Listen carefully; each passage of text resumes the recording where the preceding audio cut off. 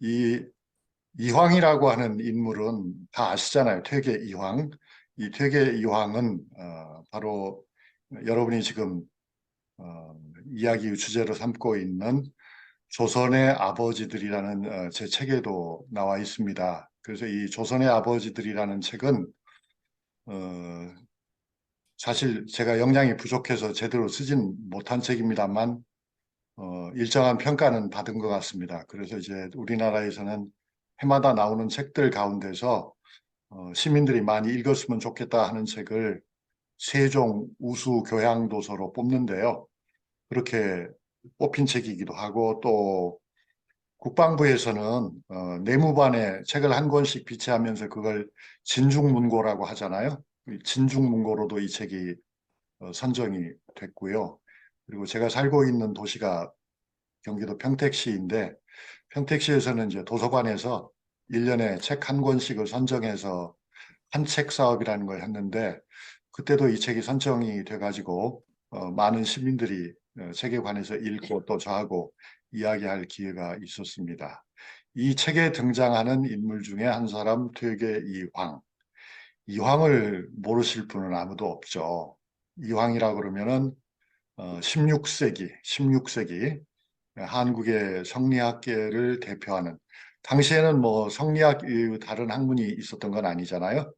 그러니까 지금 이 방송을 함께 하고 있는 그러니까 저도 그렇지만 여러분 모두의 조상들도 다 성리학자였을 것으로 보이는데요. 그 성리학을 대표하는 인물로 두 사람을 꼽는다면 16세기에 퇴계 이황과 율곡 이가 있다. 누구나 다 그렇게 동의할 정도로 대단한 학자였는데 대단한 학자이기만 했던 것은 아니고 이분은 인간적으로도 인격적으로도 매우 훌륭한 분이었던 것 같습니다. 저는 결코 이황을 우상화하려고 하는 것은 아니고요. 퇴계 이황에 관한 그리고 퇴계 이황이 쓴 글을 많이 읽어보니까 저절로 고개가 좀 숙여지더라고요. 그러니까 이제 이분이 한 말 중에 이런 표현이 있어요. 정말 학자다운, 실천을 하는 학자다운 표현이라고 생각이 되는데, 읽어보면 이렇죠. 여러분도 화면에서 같이 읽으실 수 있습니다. 책을 읽으면 가슴 속에서 문득 시원한 기운이 온몸으로 퍼져 저절로 더위를 입게 되는데, 어찌 병이 나겠습니까? 그러니까, 독서 삼매경이죠. 세계 자신이 체험한 바를 누군가와 지금 공유하고 있습니다. 날씨가 더운데 어떻게 지내십니까? 이렇게 이제 안부를 물었던 거잖아요. 거기에 대해서 퇴계 선생의 대답은 책을 읽으면 마음이 저절로 시원해지는데 뭐 더위가 걱정이겠는가. 우리가 평생 요즘은 뭐 100년이 한 생애라고 합니다만 80년 정도 사는 건 보통으로 되어 있습니다만 어느 한 해 뜨거운 겨울이라도 지금 날씨가 매우 춥습니다만 이렇게 추울 때에도 책을 읽으면서 책 속에서 느끼는 온기 또는 책 속에서 느끼는 그 시원함으로 더위도 잊고 추위도 잊을 수 있다면 그게 단 하루라 하더라도 얼마나 참 좋은 일일까 하는 생각이 듭니다. 그래서 이제 그러한 퇴계는 저절로 된 것은 아니고요. 그렇게 타고난 분이었다고 저는 생각하지는 않습니다. 퇴계보다도 더 훌륭한 바탕을 가지고 태어난 사람은 많았을 것입니다. 퇴계는 성실한 노력을 통해서 그리고 끊임없는 반성과 실천을 통해서 이제 그런 경지를 열어간 분인데요. 글을 잘 보여주는 글도 있는데 제가 시간이 짧아서 지금 이 글을 읽을 수는 없을 것 같습니다. 그런데 이 퇴계라고 하는 분은 지금 제가 말씀드리는 건 이제 조선의 아버지들에 나오는 주인공의 한 사람 퇴계 이황을 말하고 있고요.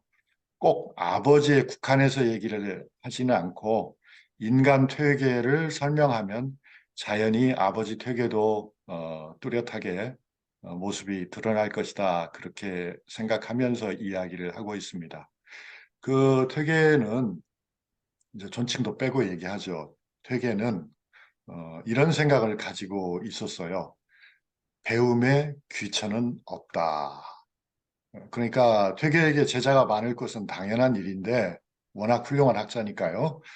그런데 이제 한 번은 신분이 낮은 사람이죠. 그러니까 평민도 못 되는 그런 어떤 사람이 주춤주춤 하면서 퇴계의 문을 두드렸던 것입니다. 그러니까 상식적으로 보면 뭐 조선 사회도 그렇고 고려 사회도 그렇고 같은 시기에 유럽의 어떤 사회도 다 신분제 사회였잖아요. 그리고 퇴계는 당연히 가장 높은 신분에 속한 분이고 전국 어디에서나 그 이름을 꺼내면 누구나가 다 알만한 그런 학자잖아요. 그런 학자에게 아주 말하자면 미천한 그런 사람이 찾아왔을 적에 퇴계는 어떻게 했을까 궁금하잖아요. 퇴계는 그를 제자로 받아들였습니다. 와, 대단한데. 신분을 뛰어넘었네. 퇴계는 어떻게 이렇게 받아들일 수 있었을까? 그런 질문 우리는 하게 되죠. 그런데 사실은 퇴계가 그렇게 할 수 있었던 것은 그가 진정한 의미에서 공자의 제자였기 때문이죠. 공자 또한 그러했거든요. 그러니까 사실 우리가 조선시대 신분이 지배하던 사회라고만 생각하고 성리학하면 그 신분의 벽을 높고 두껍게 쌓는 도구라고 그렇게들 알고 있지만 그리고 그것이 꼭 틀린 건 아닙니다. 그렇게 악용한 사람들도 많았죠. 그렇게 악용한 속된 사람들도 많았지만 그러나 퇴계처럼 진정으로 학문을 사랑하고 진정으로 세상을 염려하던 사람들은 결코 그렇지 않았다. 그리고 그가 이런 미천한 신분의 구애 없이 제자를 받아들이고 연령에 구애받지 않고 학문을 평등하게 논의할 수 있었던 것은 그 자신의 바탕이기도 했지만은 그것을 가능하게 한 것이 실은 공자의 가르침이다. 유교라는 것이 본래는 그런 것이다. 우리가 많이 오해하고 있지만 그런 것이다 하는 것도 우리가 한번 생각해 봤으면 좋겠습니다. 그 퇴계의 학문을 잘 보여주는 좋은 글들이 많이 있습니다만 그 중에 하나가 이제 성학식도라고 하는 것이죠. 이 성학식도는 성학이라고 하는 건 임금님의 공부입니다. 임금님의 공부를 돕기 위해서 말하자면 궤도를 만드는 거예요. 열 폭의 궤도를 만들어서 소학에는 이런 내용이 들어 있습니다. 대학에는 이런 내용이 들어 있습니다. 성선설이라는 건 이런 것입니다. 이렇게 한 장짜리로 설명하는 말하자면 카드 뉴스 같은 것이죠. 그런데 이제 흥미롭게도 우리 한국의 성리학자들은 바로 이런 도표화에 굉장히 관심이 많았고 또 소질도 있었던 것 같아요. 중국 학자들하고는 구별되는 점입니다. 그러니까 그 핵심은 글을 읽되 그 글의 핵심을 정확하게 알고 싶어서 그랬던 것 같아요. 모르겠습니다. 여러분들께서는 성서를 이렇게 10장의 그림으로 잘 해부해서 설명하실까요? 그렇게 하실지도 모르겠습니다만 하여튼 그런 전통을 만든 이가 퇴계이기도 했습니다. 그런데 그 퇴계는 언행이 좀 특별한 점이 있었어요. 그래서 이제 퇴계라고 하는 사람, 아버지 퇴계를 말하기에 앞서 아버지 퇴계를 사실은 굳이 말할 필요가 없이 퇴계의 언행, 퇴계의 참다운 모습을 보여주면 거기서 우리가 뭔가 답을 찾을 수 있을 것 같죠. 이런 분이었어요. 책상은 항상 깨끗하게 정리되어 있었고요. 책장도 항상 순서에 맞게 그야말로 질서정연했습니다. 그리고 퇴계의 말씨는 매우 부드럽고 따뜻했습니다. 누구하고도 다투지 않는 사람이었죠. 그러나 퇴계가 다툴 때도 있었습니다. 그것은 국가의 현안을 논의할 때 백성을 위해서 무엇인가를 주장해야 한다라고 생각했을 적에는 아주 끝까지 자신의 고집을 꺾지 않고 깊이 있는 토론을 전개했죠. 그는 말을 잘하는 사람은 아니었대요. 말을 잘하는 사람은 아니었는데 언변이 유창한 사람은 아니었는데 그러나 토론에서는 짱이었다. 토론을 할 때는 막힘이 없고 정말 수련된 학자였던 것입니다. 그런데 이제 그분이 굉장히 그 일상생활에서 절도가 있고 온유하고 질서정연한 분이었다는 것은 식사 시간에도 잘 보이는데요. 퇴계는 밥을 먹을 적에도 수저나 젓가락이 부딪히는 소리를 내지 않았다. 그리고 워낙 검소해서 반찬도 세 가지 이상을 먹는 일은 없었다라고 합니다. 글씨를 봐도 대단히 단정하고 그야말로 깨끗한 분이라는 생각이 들죠. 이제 그런 퇴계는 신분을 뛰어넘었을 뿐만 아니라 나이에도 전혀 구애를 받지 않았기 때문에 아들뻘이죠. 아들보다도 나이가 젊은 고봉 기대승과 퇴계 이황이 성리학의 중요한 형이사학적 이론을 둘러싸고, 즉 그걸 이제 우리가 사단칠정이라고 하죠. 다른 말로 말하면 인간의 본성에 관한 논쟁입니다. 인간의 본성에 관한 논쟁을 여러 해 동안 그야말로 수만 마디의 글을 통해서 주고받았다는 건 제가 굳이 길게 설명하지 않아도 여러분이 이미 상식으로 잘 알고 계실 겁니다. 그런데 이제 그 논변이니까요. 이쪽에서 주장을 하고 저쪽에 반박을 받고 다시 또 논의를 전개하고 그런 거잖아요. 그 글을 읽어보면 절대 퇴계가 자신의 나이나 자신의 말하자면 지위나 자신의 학력을 가지고 상대를 억압하고 권위적으로 누르려고 하는 태도는 하나도 볼 수가 없습니다. 그리고 이 사단 칠장에 관한 논변을 보면 기대승이 이겼다, 퇴계가 이겼다 그런 말로는 논변의 결과를 정리할 수 없어요. 두 사람 모두 처음의 출발점과는 상당히 다른 지점에 합의해서 도착하게 됩니다. 그렇게 보면 퇴계가 고봉에게 한 수 가르쳤다라든가 고봉이 퇴계를 물리쳤다라든가 그렇게 말할 수 없다. 두 사람은 그야말로 허심탄회하게 제3의 지점에 평화롭게 안착하는 그런 모습을 보였다. 조선에는 퇴계와 고봉만 이랬던 것은 아니고요. 사실 조선의 많은 학자들은 퇴계와 고봉이 이랬던 것처럼 토론을 즐겼고 그 토론의 모습을 보면은 우리가 상상하는 것보다는 훨씬 평등적이고 훨씬 상대방을 수용하고 나를 억제하는 그런 모습을 잘 보여주었습니다. 그 우리가 잘 몰랐던 부분이죠. 그리고 이제 그렇게 그 퇴계와 고봉이 논변을 하게 된 건 사실은 우연한 일이었습니다. 고봉 기대승은 자신의 고향인 장성이죠. 전라남도 장성. 원래는 전라북도인데 지금은 전라남도죠.